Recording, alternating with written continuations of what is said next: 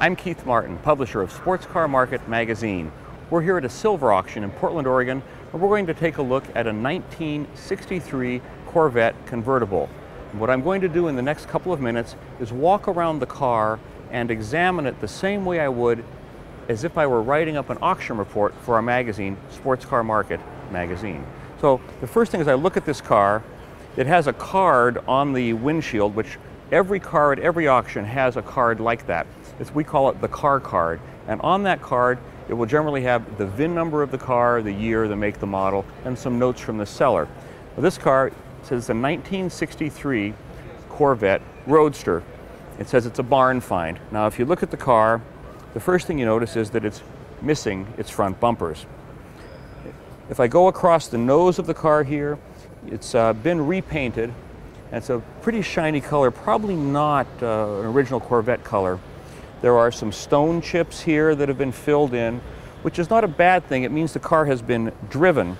And there's a value to a car that's been driven is you can get a few more rock chips on it, nobody cares. If you have a 100% perfect show car, you get what I call rock chip paranoia. The slightest little scratch or ding will make you crazy. Here, the gaps are not particularly good, although for Corvettes they were never great. But in an ideal world, you would see all of this would be completely even. If we look closely at the paint here, and fluorescent light is a very good light to look at cars under because it reveals all the flaws. But you can see that there's some cracking and crazing in the paint. So it's an older paint job. The surface of the paint was not, the surface of the car was not prepped very well before the car was painted, and so the flaws are showing up. If we look inside the car,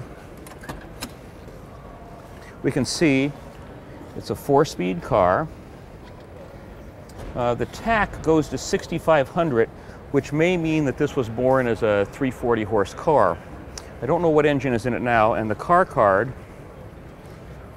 doesn't tell us. I'm going to open the hood very quickly here.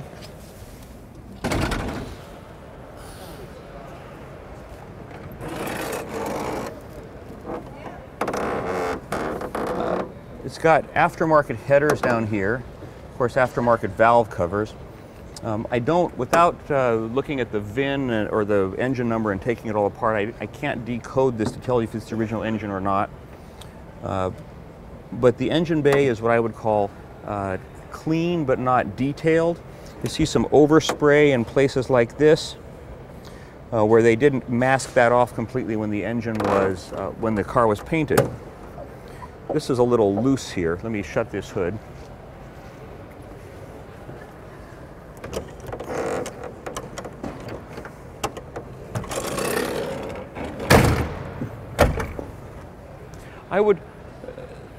Corvettes are pretty simple cars. So unlike a Ferrari, where if the car needs a motor, it can be $25,000 or $30,000, you can buy a motor for the crate motor for this car for $4 or $5 grand.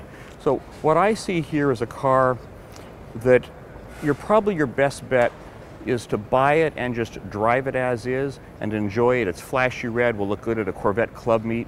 If you start to restore this car and make it perfect, you're going to have to strip all the paint off, you're going to have to redo the interior.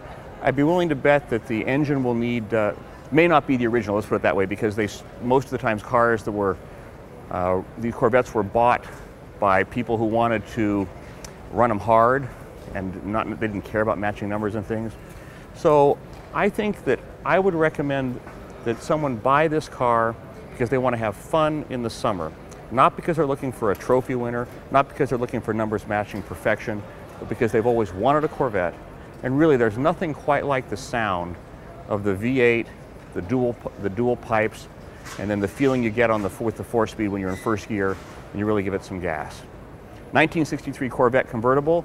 I'm Keith Martin from the Silver Auction in Portland, Oregon.